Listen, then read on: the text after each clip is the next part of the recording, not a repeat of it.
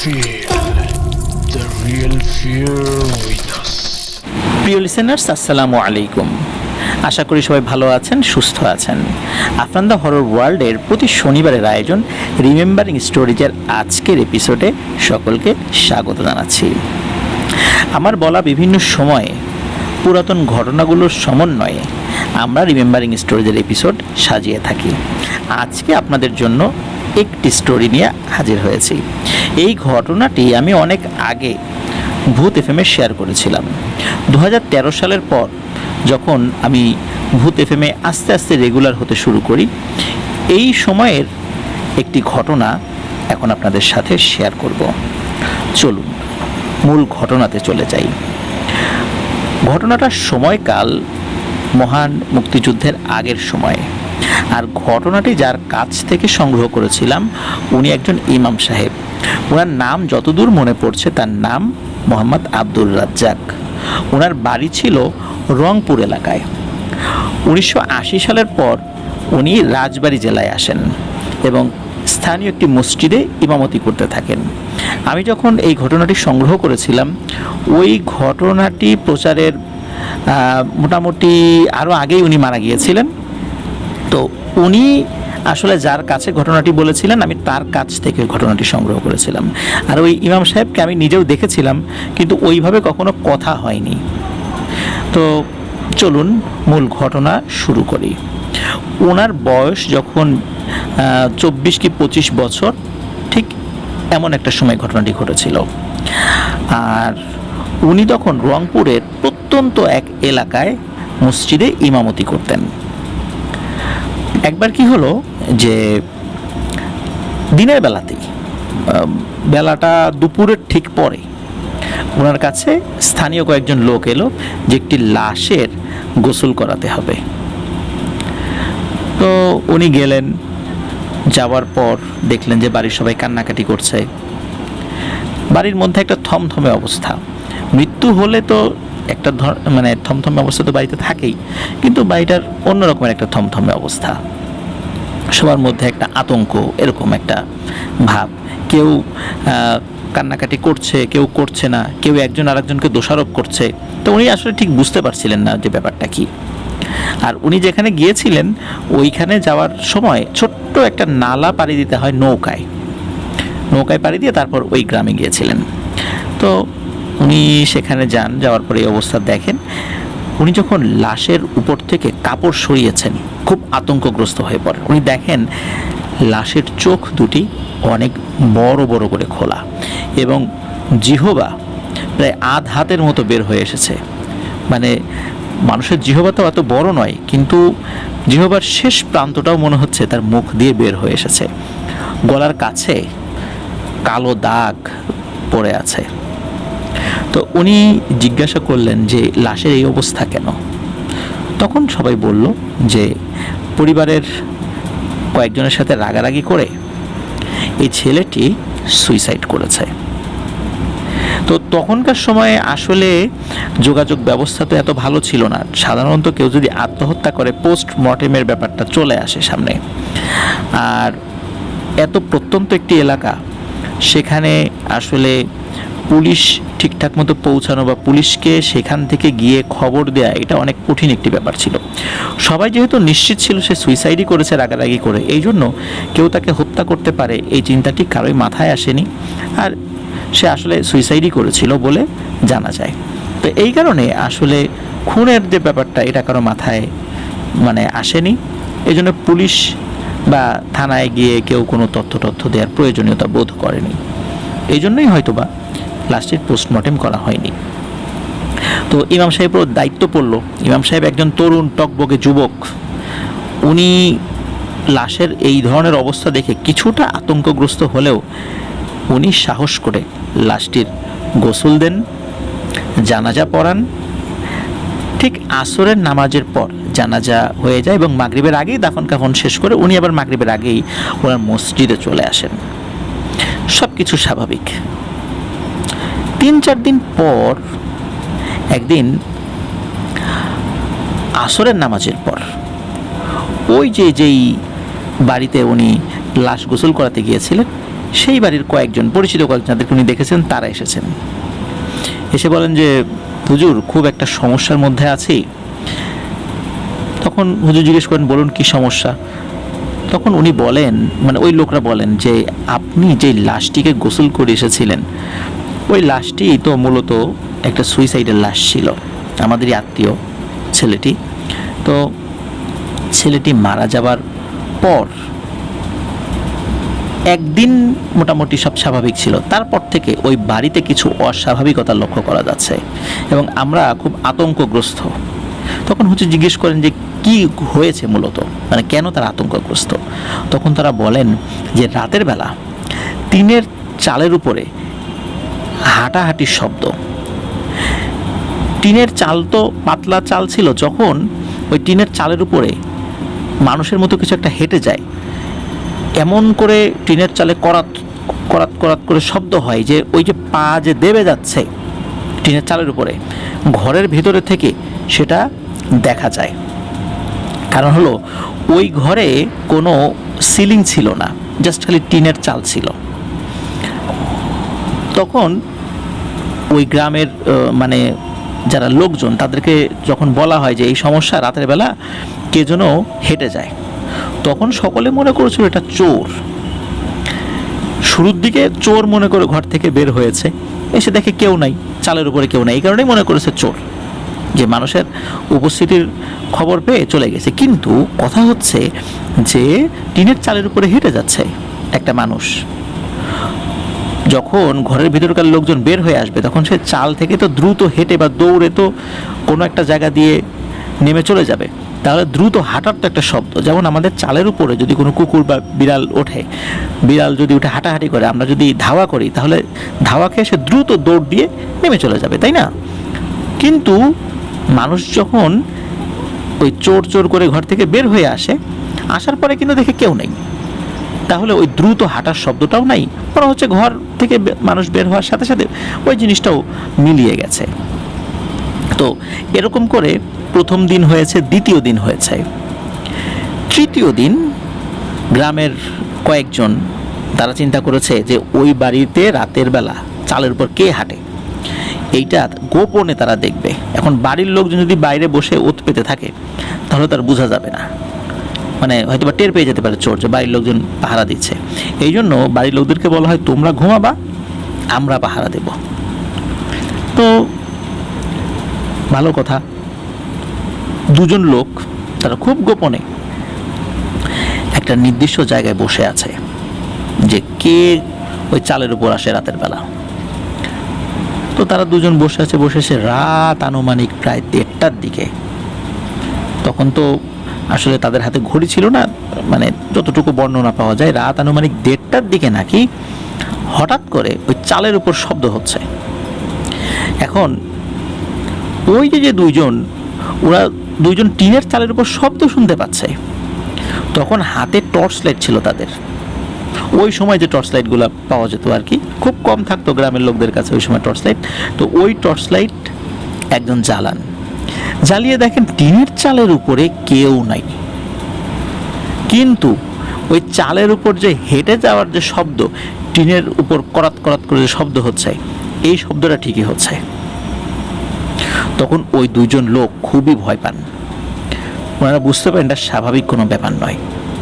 ওনারা কি করেন, ওইখান থেকে ঘুরে দৌড় দেওয়ার চেষ্টা করেন, মানে তারা তাদের দিকে বাড়ির দিকে চলে যাবেন, সকালে বিস্তারিত বর্ণনা করবেন। তো ওনারা যখন ঘুরে দৌড় দিয়ে তাদের বাড়ির দিকে যাচ্ছেন, হঠাৎ করে প্রতিমধ্যে একটা ছায়ামূর্তির সাথে তাদের ধাক্কা লাগে। যখন ধাক্কা লাগে তখন তারা নাকি দেখেন, মানে দুজনই দেখেছেন, এটা আর কেউ নয়, কয়েকদিন আগে যে ছেলেটা সুইসাইড করেছে সে দাঁড়িয়ে আছে সামনে। কারণ টর্চ লাইট ছিল হাতে, কার সাথে ধাক্কা লেগেছে ওদের একজন আবার সেই টর্চ লাইট জ্বালিয়েছে, জ্বালিয়ে দেখে যে ওই ছেলেটা দাঁড়িয়ে আছে। তার চেহারাটা তো ভয়ঙ্কর ছিল না, মানে চোখ যে বড় বড় জিহবা বের হয়ে আসছে, বিষয়টা কিন্তু এরকম না, চেহারা স্বাভাবিক।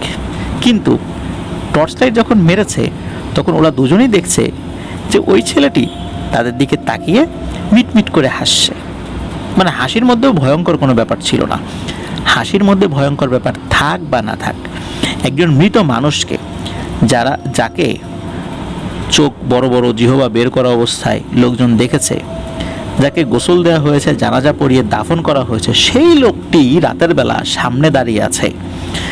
তার চেহারা ভয়ঙ্কর থাক আর না থাক, হাসি ভয়ঙ্কর হোক আর না হোক, এমন একটা দৃশ্য দেখার পর নিশ্চয়ই কেউ আর স্বাভাবিক থাকতে পারবে না। ওই দুজন ওরে বাবা গো মা গো বলে মানে যে যেদিকে পেরেছে দৌড় দিয়েছে। শুরুর দিকে তো সবাই একদিকে দৌড় দিয়েছিল, এই জন্য ধাক্কাটা একসাথেই লেগেছিল, কিন্তু এরপরে দুজন দুদিকে চলে যায়। তো যাই হোক, পরের দিন সকালবেলা এই দুজন ব্যক্তি ওনারা ওই বাড়িতে এসে বলেন যে রাতের বেলা তারা এই দৃশ্য দেখেছেন, তারা চালের উপর হাঁটতে কাউকে দেখেননি। আর ওই বাড়ির লোকজনও বলেছে হ্যাঁ রাতের বেলা তো ঘরের চালে কেউ একজন হেঁটেছে, তো আমরা ভেবেছি যে তোমরা তো বাইরে পাহারায় আছো, এই জন্য আমরা বের হই নাই। তখন তারা যখন এই বর্ণনা দিয়েছে, তখন ওই গ্রামের লোকজন এবং ওই বাড়ির লোকজন বুঝেছে যে আসলে ছেলেটি তো সুইসাইড করেছিল, এই কারণে হয়তোবা কোনো অশুভ শক্তি তাদেরকে ভয় দেখানোর চেষ্টা করছে। এখন এটা সমাধান করা দরকার। এই সমাধানের জন্যই মূলত এই কয়েকজন লোক ওই হুজুরের কাছে এসেছে। তখন হুজুর বলেন যে ঠিক আছে, আমি যতটুকু জানি, আমি তো খুব বেশি জানি না, আমি চেষ্টা করব, আর আমি যদি না পারি আমার যিনি উস্তাদ যিনি আছেন আমি তার কাছে যাব। তিনি অনেক পরহেজগার লোক, তার নাকি 50 বছরেও তাহাজ্জুদের নামাজ কাজা ছিল না। আর ওয়াক্তীয় নামাজের কথা তো বাদ দিলাম, তাহাজ্জুদের নামাজ যেই ব্যক্তির 50 বছরেও কাজা হয়নি, তার ঈমান, আমল এবং পরহেজগারিতা সম্পর্কে নিশ্চয়ই প্রিয় লিসেনার্স আপনারা বুঝতে পারছেন। তো ওই ইমাম সাহেব বলেন যে আপনারা চিন্তা করবেন, আপনারা চলে যান, আমি আগামীকাল হুজুরের সাথে গিয়ে কথা বলবো। আজকে তো আসরের সময় হয়ে গেছে, আর ওই সময় তো আসলে যোগাযোগ ব্যবস্থা তো ভালো ছিল না যে দিনে গিয়ে দিনে ফেরত আসবে। ভোরবেলা রওনা দিলে হয়তো বা সন্ধ্যার দিকে আবার ফেরত আসতে পারতো, কারণ ওনার হুজুর বেশ দূরে আর একটা জায়গায় থাকতো আর কি, রংপুরেই। তো ওই দিন রাতের বেলা ওই হুজুরের সাথে একটি ভয়ানক ঘটনা ঘটে। হুজুর মসজিদের ভেতরেই থাকতেন। তো গভীর রাত্রে মসজিদের বারান্দায় মানে কেমন যেন খটখট খটখট আওয়াজ হচ্ছে, মনে হচ্ছে হাসির শব্দ, আবার কান্নার শব্দ, মনে হচ্ছে হাঁটাহাঁটির শব্দ। তো উনি চিন্তা করছেন এত রাতের বেলা মসজিদের বারান্দায় কে আসছে। উনি ঘর থেকে মানে মসজিদ থেকে বের হন, দরজা খুলে যে কে, আর ওনার একটু ওয়াশরুমে যাওয়ার প্রয়োজন ছিল, আর কে দৌড়াদৌড়ি করছে এটাও একটু মনে করছে বাচ্চা কাচ্চারা আসছে কিনা, কিন্তু এত রাতের বেলা বাচ্চা কাচ্চারা এখানে এসে ডিস্টার্ব করবে কেন। বিভিন্ন চিন্তা মাথায় এনে উনি বের হয়েছেন, আর কোনো প্যারানর্মাল বিষয় এটা ওনার মাথায় আসেনি তখন, একদম স্বাভাবিক। আর উনি এসব বিষয়ে ভয় ডরও তেমন একটা পেতেন না। তো উনি বের হয়েছেন মসজিদের দরজা খুলে, বের হওয়ার পর দেখেন যে না, কেউ নাই। তখন তো ইলেকট্রিসিটি ছিল না ওখানে। উনি মোমের আলো হাতে নিয়ে বের হয়েছিলেন। ওই সময়টা ছিল আবার শীতকাল। তো বের হওয়ার পর উনি কাউকে দেখতে পাচ্ছেন না, কুয়াশা ছিল আশেপাশে, বেশ কুয়াশাই ছিল। উনি চিন্তা করেন ওয়াশরুম থেকে আসি। তো ওয়াশরুমে উনি যান, মসজিদ থেকে একটু কাছেই ওয়াশরুম ছিল। তো ওয়াশরুম থেকে বের হয়ে কলে অজু করে উনি মসজিদে ঢুকবেন, হঠাৎ করে মনে হলো মসজিদের বারান্দায় যে খাটিয়াটা রাখা আছে, ওই খাটিয়ার উপরে কেউ একজন শুয়ে আছে। তো উনি প্রথমে ভেবেছিলেন যে চোখে হয়তো ভুল টুল দেখেছেন, কারণ কুয়াশা তো, আর কুয়াশা মসজিদের বারান্দাতেও ছিল, আবছা আবছা সাদা, মনে হয়েছে যে কেউ একজন শুয়ে আছে। কিন্তু না, উনি আবার ভালো করে তাকিয়ে দেখেন সত্যি কেউ একজন ওই খাটিয়ার উপর শুয়ে আছে। উনি খুব অবাক হন, ভয় পাননি, অবাক হয়েছেন যেখানে কে শুয়ে আছে। ওই গ্রামে আবার একজন পাগল ছিল, ওই পাগল বিভিন্ন জায়গায় গিয়ে শুয়ে থাকতো এবং মাঝে মাঝে ওই খাটিয়ার উপরে এসে শুয়ে থাকতো। তো উনি ভেবেছিলেন যে ওই পাগলটা হয়তো বা ওই খাটিয়ার উপরে এসে শুয়ে আছে। আর যেহেতু শীতকাল, প্রচণ্ড ঠান্ডা, তো উনি চিন্তা করছেন যে এই পাগল যদি এই খাটিয়ার উপর শুয়ে থাকে এইভাবে, ওর তো খুব কষ্ট হচ্ছে, তো ওকে যদি কোনো কাঁথা টাথা দিতে পারি। আর ও পাগল ওই রকম কোনো পাগল না, মানে আতঙ্ক সৃষ্টিকারী কোনো পাগল না, মানে ভদ্র পাগল আর কি। আধা পাগল বলতে যেটা বোঝায় মানুষকে কষ্ট দেয় না, এমনি স্বাভাবিক ভাবে চলাফেরা অতটা করে না, আর মানুষের সাথে কথাও কম বলে, কাউকে ডিস্টার্ব করে না। তো এই জন্য ওই পাগলের প্রতি অনেকেরই সিম্প্যাথি ছিল। তো হুজুর চিন্তা করেছেন যে পাগলটা মাঝে মাঝে তো খাটিয়ে এসে শুয়ে থাকে, এখন শীতকাল শুয়ে আছে, দেখি ওকে একটা কম্বল জাতীয় কিছু একটা দেই। তো মসজিদের ভিতরে আমার তো এক্সট্রা কাঁথা কম্বল আছে, তো উনি মসজিদের ভিতরে ঢুকে একটা কাঁথা নিয়ে বের হয়েছেন যে পাগলকে দেবেন। তো কাছে গিয়ে উনি যে দৃশ্য দেখতে পান, এটি দেখার জন্য উনি মোটেও প্রস্তুত ছিলেন না। উনি দেখতে পান যে যেই লাশকে উনি গোসল দিয়ে এসেছিলেন, ওই লাশটি ভয়ঙ্করভাবে চোখ বড় বড়, জিহবা বের করা, ওই খাটিয়ার উপর শুয়ে আছে। ওই দৃশ্য দেখে ওনার পিলে চমকে যায়, মনে হচ্ছে ওনার হৃৎপিণ্ডটা এখনই ধপাস করে ফেটে যাবে ভয়ে। শুধু এইটুকু বিষয়টা দেখলেই ঠিক থাকতো, কিন্তু না, এখানেই বিষয়টা থেমে থাকলো না। হঠাৎ করে ওই লাশটি ইমাম সাহেবের সাথে কথা বলে ওঠে, কিরে ভয় পেয়েছিস? ভয় তো আরও বাকি আছে,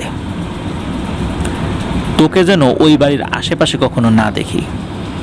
তুই ইমাম মানুষ, তোকে এইটুকু শুধু বলার জন্য আমি আসছিলাম। তুই ওই বাড়িতে কোনো চিকিৎসা করার জন্য যাবি না, এবং এই বিষয়ে কোনো পদক্ষেপও নিবি না, না হলে তোরও কিন্তু বিপদ নেমে আসবে। এই বলে ওই অবয়বটি খাটিয়া থেকে নেমে হেঁটে হেঁটে অন্ধকারের মধ্যে মিলিয়ে যায়। এতটা ভয় পেয়েছিলেন ওই ইমাম সাহেব যে উনি কোনো টু শব্দটা করতে পারছিলেন না। উনি ওইখানেই সেন্সলেস হয়ে গিয়েছিলেন। যখন দেখেছেন ওই জিনিসটা হেঁটে চলে অদৃশ্য হয়ে গেল, তখন উনি সেন্সলেস হয়ে গেছেন। এদিকে প্রচণ্ড ঠান্ডায় উনি সেন্সলেস হয়ে পড়েছিলেন। উনি তো একদম মানে জমে গিয়েছিলেন। ফজরের আজানের পর যখন ওই মুসল্লিরা ওই মসজিদে এসেছিল, তারা আজানের শব্দ শোনেনি, আর ওই মসজিদে মাইকও ছিল না, তারা আজানের শব্দ সাধারণত শুনতও না, এমনি সময় করে তারা চলে আসতো। তো এসে দেখে ইমাম সাহেব মসজিদের বারান্দায় পড়ে আছে। তখন তারা দেখে যে হুজুরের শরীর একদম ঠান্ডা, মানে জমে বরফের মতো হয়ে গেছে। তারা দ্রুত আগুন জ্বালিয়ে হুজুরের শরীরকে উষ্ণ করার চেষ্টা করেন, তার জ্ঞান ফেরান। প্রচণ্ড ঠান্ডা লেগে যায় ওনার। তো যাই হোক, উনি জ্ঞান ফেরার পর উনি সব ঘটনা খুলে বলেন যে আসলে রাত্রে উনি কী দেখেছেন। তখন সকলে বলেন যে তাহলে আপনার উচিত হবে না ওই বাড়িতে গিয়ে ওই ট্রিটমেন্টটা করার, কিন্তু এই হুজুর তো নাসর বান্দা। প্রিয় লিসেনার্স, এরকম ঘটনা যদি ঘটতো তাহলে আমরা কি করতাম? আমরা ভয় সেখানে যেতাম না। হুজুর বলে যে না, এই সমস্যার সমাধান করতে হবে। আমি একটা মসজিদের ইমাম, আমি যদি এই দুষ্টু জিনভূতের ভয়ে কোনো মানুষকে সাহায্য করতে গিয়ে পিছু পা হই, তাহলে মানুষ আলেমুল আমাদের প্রতি বিশ্বাস করবে না, আর তাদের উঠে যাবে যে তারাও ভয় পায়। তাহলে আমরা সাধারণ মানুষ কি করব? হুজুররাও যদি এভাবে ভয় পেতে থাকে দুষ্ট জিন পরীর, তাহলে আমরা কার কাছে যাব? তো এই চিন্তা তাদের মাথায় আসবে। সুতরাং এইটার সমস্যার সমাধান অবশ্যই ইনশাল্লাহ করার আমি চেষ্টা করব।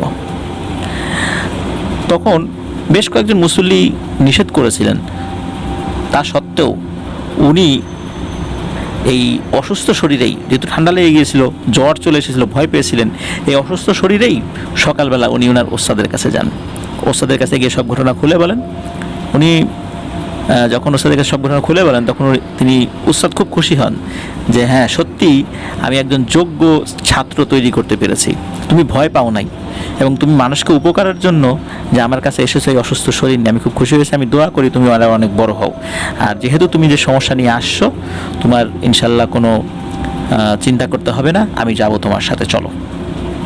তখন ওনার ওস্তাদ, ওনার বয়স ছিল অনেক, তখনই ওই ঘটনার সময়ই ওনার ওস্তাদের বয়স ছিল 80 বছরের উপরে।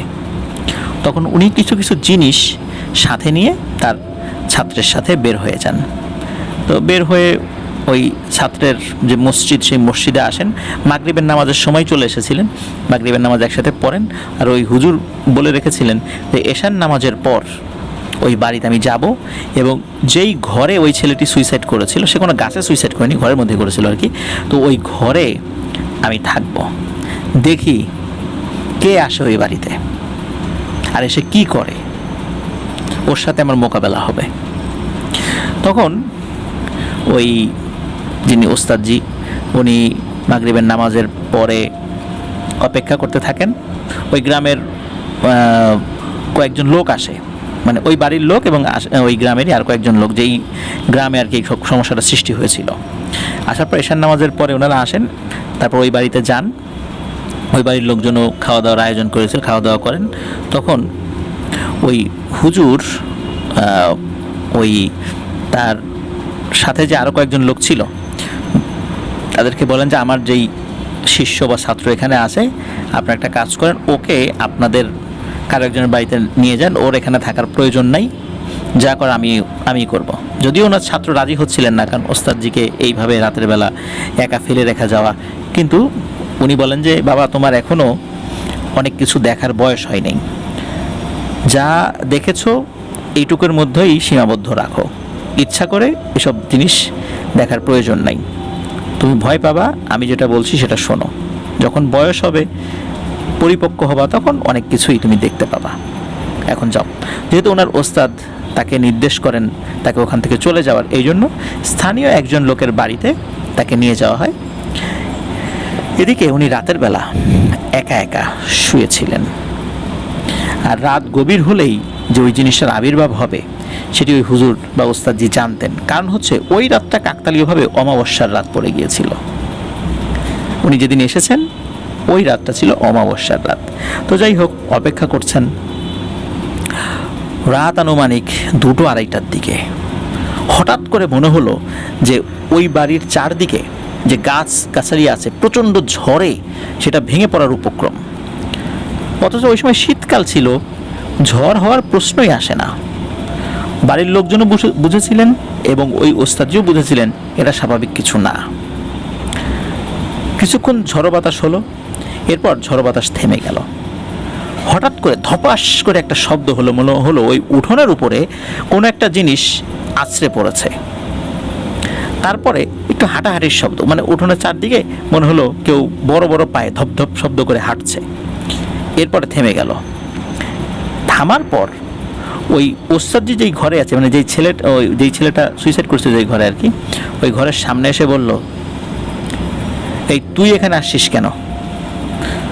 তোর শিষ্যকে তো বলেই দিছিলাম যে আমার কাছে যেন বাধা না দেয়, তুই কেন আসলি এখানে?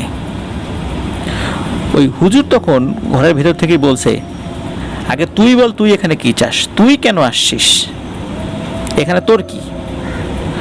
তখন ওপার থেকে আওয়াজ আসে, আমি এই ঘরে থাকবো,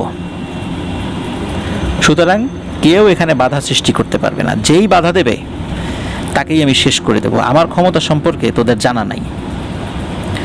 এই কথা যখন ওই হুজুর বলে, মানে হুজুরকে বলে, তখন ওই হুজুর বলে যে তুই যদি ভালোই ভালো এখান থেকে না যাস, শুধু এখান থেকে না, এই এলাকা ছেড়ে যাবি, না হলে তোর আজকেই জীবনের শেষ রাত হবে।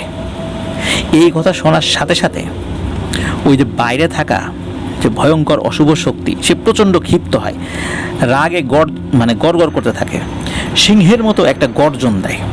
এবং গর্জন দেওয়ার সাথে সাথে ওই হুজুরের কাছে মনে হয় যে ওই ঘরের যে ফ্রন্ট সাইডের এমন একটা জায়গায় এমন আঘাত করেছে, লাথি দিয়েছে বা ঘুষি দিয়েছে, যে ঘরের সামনের সাইড মানে উড়ে চলে আরও 20-30 হাত দূরে পড়ছে আর কি, মানে এমন জোরে আঘাত করছে ঘরের সামনের সাইডে, ওই সাইডে উড়ে চলে গেছে। তখন চলে গেছে, ঘরের ভিতরে তো হারিকেন ছিল। হুজুর দেখতে পান বিশাল আকৃতির একটা দানব, যার একটি লেজ রয়েছে, চেহারাটা অনেকটা সিংহের মতো, ঠিক যেমন গর্জন দিয়েছিল সিংহের মতো, ঠিক অনেকটা সিংহের মতোই চেহারা, মানুষের মতো 2 পায়ে দাঁড়িয়ে আছে। যখন হুজুর এই ভয়ানক দানবটিকে দেখতে পান, তখন বুঝতে পারেন যে সামনাসামনি গিয়ে এর মোকাবেলা করা সম্ভব নয়। হুজুর তার কাছে থাকা একটা মাটির পাত্রে, ওর ভিতরে কিছু পানি ছিল, ওই পানিটি ওই দানবটির দিকে ছুঁড়ে মারেন। যখনই ছুঁড়ে মেরেছেন, ওই দানবটার শরীরে আগুন জ্বলে উঠছে। তখন চিৎকার করছে, ওরে বাবা, ও মাগো, মরে গেলাম, আমি চলে যাব, আমি চলে যাব, আগুন নিভা, আমি চলে যাব, আর আসবো না আমি। তখন হুজুর বলেন যে এই আগুন আর নেভানো সম্ভব না, তোর জন্য এটাই ঠিক ছিল, তুই বেঁচে থাকলে আরও অসংখ্য মানুষের কষ্ট দিবি, সুতরাং এটাই তোর শাস্তি। ওইদিকে ওই যে ঘর এক পাশ ভেঙে পড়েছে, এই শব্দ পাওয়ার পর ওই বাড়ির লোকজন ঘরের দরজার বাইরে বের না হলেও জানালা খুলে ওই ভয়ানক দৃশ্য দেখছেন। ওই ঘরে যে সমস্ত মহিলারা ছিল তারা তো এমন চিৎকার চেঁচামেচি শুরু করেছেন, কেউ কেউ একদম সেন্সলেস হয়ে পড়ে গেছেন, এমনকি পুরুষ সদস্যরাও চিৎকার করছে। বাড়ির শিশুরা তারা ওই দৃশ্য দেখছে না, কিন্তু অন্যদের চিৎকার চেঁচামেচি কান্নাকাটিতে এই বিভীষিকাময় পরিস্থিতি তারাও জোরে জোরে চিৎকার চেঁচামেচি শুরু করেছে। গ্রামের লোকজন তারা কেউ ভয়ে আসছে না, কারণ তাদেরকে নিষেধ ছিল, তাদেরকে নিষেধ করে দেওয়া ছিল যে এখানে যাই হোক তোমরা কেউ আসবে না, কারণ এখানকার বিষয়টা তোমাদের দ্বারা কন্ট্রোল করা সম্ভব হবে না, ওই হুজুর বলে দিয়েছিলেন। এই জন্য তারাও বুঝতে পেরেছিলেন যে ওই বাড়িতে ভয়ানক কিছু হচ্ছে, কিন্তু হুজুর যেহেতু নিষেধ করেছিলেন এই জন্য তারা কেউ আসছিল না। তো সকলের সামনে ওই অবয়বটির শরীর আগুন ধরে যায় এবং ওই অবয়বটি মুহূর্তের মধ্যে পুরো ছাই হয়ে যায়। ওই পড়ে থাকা কিছু ছাই নাকি ওই উঠোনের উপর ছিল। রাতের বেলায় সবাই আবার বের হয়েছে, হুজুর তখন ডাকেন, সবাই বের হয়ে আসেন। তখন বের হয়ে আসছে, সবাই দেখে যে উঠোনের উপর কিছু ছাই পড়ে আছে। তখন উনি বলেন যে এই ছাইগুলো আপনারা একত্র করে মাটিতে পুঁতে দেন অথবা পাশে একটা নদীতে ভাসিয়ে দেবেন। এখন নদীটা ওইখান থেকে বেশ দূরে ছিল, বলেছিলেন যে একটা প্রবাহমান নদী যেখানে স্রোত রয়েছে, আর ওখানে যে ছোট্ট নালা ছিল ওখানে শুধু স্রোত ছিল না। তো এই জন্য ওনারা নদীতে আসলে ফেলতে পারেননি, ওনারা মাটিতে দাফন করে দিয়েছেন ওই ছাইগুলো। এবং এই ঘটনার পর থেকে এই সমস্যা আর ওই পরিবারে ঘটেনি। প্রিয় লিসেনার্স, এটি ছিল ঘটনা। প্রিয় লিসেনার্স, আসলেই ওই যিনি তরুণ ইমাম সাহেব ছিলেন সত্যি ওনার সাহস ছিল, তা না হলে এমন ভয়ানক ঘটনা তাকে হুমকি দিল, তার সাথে এরকম একটা ঘটনা ঘটলো, তারপরে সাহস করে অসুস্থ শরীরে তার ওস্তাদজির কাছে গিয়েছেন, আর ওস্তাদজিও এসেছেন এবং এই সমস্যার সমাধান করেছেন। তো জানা যায় যে ওই যে পানিটা যেটা ছুঁড়ে মেরেছিলেন ওই পানিটা জমজম কূপের পানি ছিল, যেখানে আয়াতুল কুরসি সহ আরও অনেক দোয়া পড়ে হুজুর ফু দিয়ে রেখেছিলেন, এবং ওই দোয়া পড়া জমজমের পানিটি ওই দানবটার শরীরে ছুঁড়ে মারা হয়, যার ফলশ্রুতিতে ওই দানবটা জ্বলে পুড়ে ছারখার হয়ে মারা যায়। প্রিয় লিসেনার্স, আমরা সবসময় বলেছি যে কোনো মানুষ মারা যাওয়ার পর কখনো ফেরত আসে না। মূলত মানুষ যদি অপঘাতে মৃত্যু হয় তখন দুষ্টু জিনেরা তার সুরত ধরে এসে বা বিভিন্নভাবে এসে মানুষকে ভয় দেখানোর চেষ্টা করে। আর যেখানে মানুষ অপঘাতে মারা যায়, বিশেষ করে সুইসাইড করে বা অ্যাক্সিডেন্টে মারা যায় বা গলায় দড়ি দিয়ে কোনো একটা গাছে মারা গিয়েছে বা ঘরের মধ্যে মারা গিয়েছে, তখন দুষ্টু জিনেরা ওই সমস্ত জায়গাগুলো থেকে বেছে নেয় তারা তাদের জাদুবিদ্যা চর্চা করার জন্য। এই জন্য মানুষের সুরতে তারা ভয় দেখানোর চেষ্টা করে। ওই মানুষের সুরত নিয়েই তারা বারবার মানুষের সামনে আসে, যিনি মারা গেছেন তার কণ্ঠে কথা বলার চেষ্টা করে মানুষকে ভয় দেখায়। এটি মূলত আত্মা ফিরে আসা নয়, এটি সকল কিছুই দুষ্টু জিনের দ্বারা সংঘটিত হয়ে থাকে। এই জন্য আমরা সবসময় বলে থাকি যে এই ধরনের ঘটনা ঘটলে আপনারা কেউ কখনো ভাববেন না যে মৃত ব্যক্তি ফেরত এসেছে, এটি সম্পূর্ণ দুষ্টু জিনের কারসাজি। আল্লাহ তাআলা এই ধরনের সমস্যা থেকে আমাদেরকে হেফাজত করুন। আমরা অনেক সময় ডিপ্রেশনে পড়ে যাই, হতাশাগ্রস্ত হয়ে যাই, এবং এই হতাশা থেকেই মানুষের মধ্যে এখন দেখা যাচ্ছে আত্মহত্যার প্রবণতাটা বেড়ে যাচ্ছে। প্রিয় লিসেনার্স, জীবনটা আসলে এক অর্থে অনেক ক্ষুদ্র, আর এক অর্থে অনেক বিশাল। পৃথিবীতে আমরা কেন এসেছি এই প্রশ্নের উত্তর যদি আমরা নিজেদের কাছে জিজ্ঞাসা করি তাহলে দেখব যে আমরা শুধুমাত্র খাওয়া দাওয়া, ঘুরে বেড়ানো, সংসার করা বা একটা ভালো মানের চাকরি করা বা ব্যবসা করা এই জন্য পৃথিবীতে আসেনি। পৃথিবীতে আসার অন্য ধরনের উদ্দেশ্য রয়েছে, যে কারণে আল্লাহ তাআলা আমাদেরকে এই পৃথিবীতে পাঠিয়েছেন। আমাদের অনেক অসমাপ্ত কাজ রয়েছে, যে কাজগুলো আমাদেরকে করতে হবে। আর যদি সেই চিন্তা করি তাহলে আমরা দেখব যে জীবনে চলার পথে অনেক সমস্যাই সামনে আসবে, চলে যাবে। সমস্যাবিহীন একটি মানুষকেও কি আমরা খুঁজে পাবো? আমরা আমাদের সব কিছুই কি মনের মতো পাবো সব সময়? আমরা যেটা চাই সেটাই কি সব সময় হবে? আমাদের ইচ্ছার বিপরীতে হবে না? অবশ্যই হবে। আমাদের ইচ্ছা কিছুই নয়, যা কিছু হবে আল্লাহ তাআলার ইচ্ছাতেই হবে। আল্লাহ তাআলার সিদ্ধান্তের রাজি খুশি যদি আমরা থাকি, তাহলে হতাশা আমাদের মধ্যে অনেকটাই ইনশাআল্লাহ কমে আসবে, আর এই আত্মহত্যার প্রবণতাটাও আমাদের মধ্যে থেকে অনেকাংশে কমে যাবে। প্রিয় লিসেনার্স, আল্লাহ তাআলা পবিত্র কোরআনে বলেছেন, লা তাকনাতু মির রাহমাতিল্লাহ, তোমরা আল্লাহ তাআলার রহমত থেকে নিরাশ হইও না। সুতরাং আমরা যেই সমস্যায় থাকি না কেন, নিশ্চয়ই আমাদের থেকেও আরও কঠিন সমস্যায় মানুষ আসে, তাদের কথা চিন্তা করব, তাহলে আমরা দেখতে পাবো হতাশা জিনিসটা আমাদের মধ্যে থেকে অনেকটাই কমে এসেছে। আল্লাহ তাআলা এই ডিপ্রেশন থেকে আমাদেরকে হেফাজত করুন, কারণ ডিপ্রেশন কারোর মধ্যে একবার চলে আসলে শয়তান এই সুযোগটা কাজে লাগিয়ে স্রষ্টা থেকে বান্দার মধ্যে দূরত্ব সৃষ্টি করে দেয়, আর তখন বান্দার মনের মধ্যে কুমন্ত্রণা জাগায় যে তোর আর বেঁচে থেকে লাভ কি, মরে যা। আর তখন মানুষ চিন্তা করে যে পৃথিবীতে আমার আর কিছুই নেই, আমার দ্বারা আর কিছু হবে না, কি লাভ বেঁচে থেকে, এই জিনিসটা পেলাম না, সরকারি চাকরি পেলাম না, অমুক জীবন সঙ্গিনীকে পেলাম না, কাছের মানুষ হারিয়ে গেল, আমি এত ঋণগ্রস্ত, বেঁচে থেকে কি করব, এই জিনিসগুলো তখন আমাদের মাথার মধ্যে কাজ করে। প্রিয় লিসেনার্স, আমরা সর্বাবস্থায় আমাদের পরম করুণাময়ের উপরে ভরসা রাখবো। ইনশাআল্লাহ তিনি আমাদেরকে বিপদ আপদ থেকে হেফাজত করবেন, সমস্যাগুলোকে দূর করে দেবেন, এবং আমরাও নামাজের মাধ্যমে আল্লাহ তাআলার কাছে সাহায্য চাইতে থাকবো। প্রিয় লিসেনার্স, আজকের ঘটনা এখানেই সমাপ্তি ঘটলো, আজকের এপিসোডেরও সমাপ্তির দিকে আমরা চলে এসেছি। যাবার বেলায় আবার সেই কথাটি রিপিট করতে চাই, আপনারা যারা এখন আমাদের চ্যানেল সাবস্ক্রাইব করেননি তারা দ্রুত সাবস্ক্রাইব করে ফেলুন। আফনান দ্য হরর ওয়ার্ল্ড নামে আমাদের একটি ফেসবুক পেজ এবং গ্রুপ রয়েছে, যার লিঙ্ক আমাদের ভিডিও ডিসক্রিপশনে দেওয়া রয়েছে, সেখানে গিয়ে আপনারা আমাদের পরিবারের সদস্য হয়ে যান। আপনারা যারা ঘটনা পাঠাতে চান তা লিখে বা রেকর্ড করে যে কোনোভাবে যেটা আপনাদের সুবিধা হয় ঘটনা আপনারা পাঠাতে পারবেন afnanthehorrorworld@gmail.com এই ইমেল অ্যাড্রেসে। ইমেল অ্যাড্রেসের স্পেলিংটা আমাদের ভিডিও ডেসক্রিপশনে দেওয়া রয়েছে, সেখান থেকে আপনারা স্পেলিংটা দেখে নিতে পারবেন। কথা হচ্ছে ইনশাআল্লাহ আসছে সোমবার অমীমাংসিত রহস্যের এপিসোড নিয়ে, আর বৃহস্পতিবার তো আপনাদের পাঠানো নতুন ঘটনাবলী নিয়ে এপিসোড থাকছেই, আর এই শুক্রবার, আসছে শুক্রবার ইনশাআল্লাহ ফ্রাইডে স্পেশাল এপিসোড আমরা নিয়ে আসব। সবাই ভালো থাকবেন, সুস্থ থাকবেন, আপনাদের জন্য দোয়া করি, আপনারাও আমাদের জন্য দোয়া করবেন, আফনান দ্য হরর ওয়ার্ল্ডের জন্য দোয়া করবেন। আসসালামু আলাইকুম। প্রিয় লিসেনার্স, আসসালামু আলাইকুম।